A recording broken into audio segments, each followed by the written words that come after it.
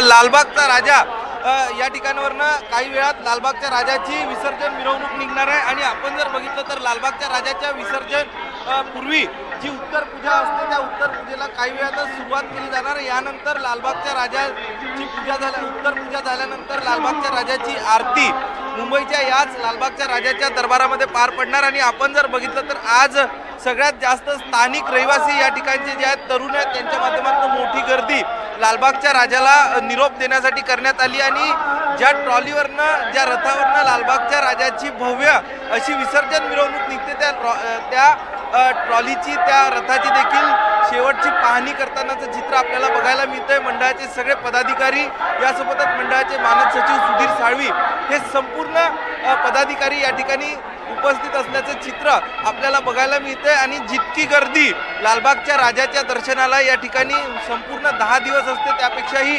भव्य गर्दी पंडालच्या बाहेर आज लालबागच्या राजाचं शेवटचं दर्शन या वर्षापुरतं घेण्यासाठी असते. आणि ठिकठिकाणी आपण जर बघितलं तर लालबाग मार्केट परिसरामध्ये अशा प्रकारच्या हार आणि माळा लटकवण्यात आलेल्या आहे. एक लालबागच्या राजाला स्थानिक लालबाग मार्केट परिसरातनं एक सन्मान दिला जातो आणि संपूर्ण मुंबईभर लालबागच्या राजाला अशाच पद्धतीनं हार पुष्पवृष्टी अर्पण करत लालबागच्या राजाला एक निरोप दिला जातो. ही शान कोणाची लालबागच्या राजाची. यासोबतच गणपती बाप्पा मोरया पुढच्या वर्षी लवकर या म्हणत लालबागच्या राजाला अतिशय थाटात निरोप दिला जातोय.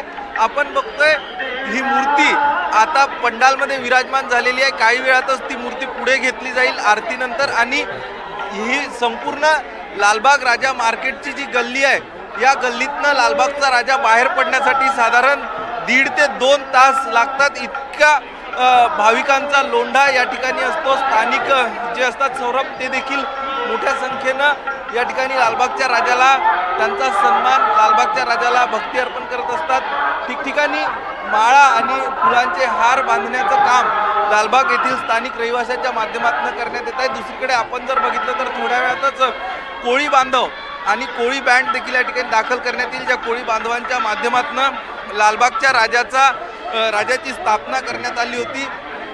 ते कोळी बांधव देखील मोठ्या संख्येने या ठिकाणी एकत्रित होण्यास सुरुवात झालेली आहे. अनेक स्थानिक लालबागचे पदाधिकारी काही कार्यकर्ते आहेत त्यांच्याशी आपण बातचीत करणार आहोत. आज लालबागच्या राजाला आज विसर्जन आहे निरोप दिला जातोय. काय नेमक्या तुमच्या भावना आहे? आम्हाला खूप आनंद होतो. आम्ही नेमकी वाट बघतो. सकाळी 7 वाजल्यापासून आम्ही उठलोय. रात्री 12 वाजता इकडे थांबलो होतो.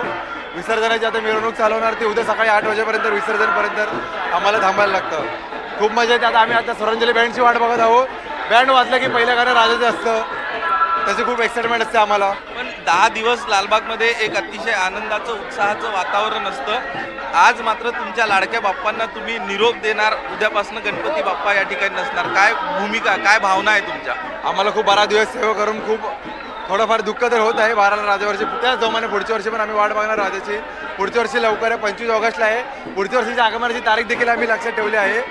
बस आपण बघतोय पुढच्या वर्षीच्या आगमनाची तारीख देखील लक्षात आहे. दुसरीकडे कोळी महिलाच्या माध्यमातून देखील या विसर्जन मिरवणुकीची तयारी सुरू करण्यात आली आहे. बँड पथक या ठिकाणी आलेलं आहे आणि त्यांच्या माध्यमातून या ठिकाणी आता ठेका धरला जातोय. लालबागच्या राजाला एक निरोप आज देण्यात येतोय. गणपती बाप्पा मोरया पुढच्या वर्षी लवकर या म्हणत साकडं देखील या संपूर्ण महिलांच्या वतीनं घातलं जातं. काही महिलांशी आपण बातचीत करण्याचा प्रयत्न करणार आहोत. तुम्ही मला सांगा कशा पद्धतीने आज लालबागच्या राजाला तुम्ही निरोप देणार आहात? आम्ही त्यांना खूप खुशीने निरोप देणार. ते आपल्यासाठी वर्षाने एकदा आले. आम्हाला खुशीने सोडायला त्यांना आवडेल कारण पुढच्या वर्षी परत त्यांना खुशीने येऊ दे. यातच आम्हाला आनंद आहे. आणि आम्ही कोळी लोक आल्यामुळे आमच्या राजाचा चेहरा बघा कसा हसतोय.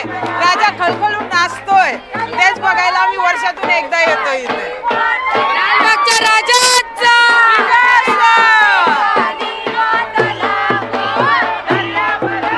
सौरभ ही सगळी दृश्य आहेत. थोड्याच वेळात विसर्जन मिरवणुकीला सुरुवात होईल. त्यावेळी देखील मोठा जोश जल्लोष आणि उत्साह या संपूर्ण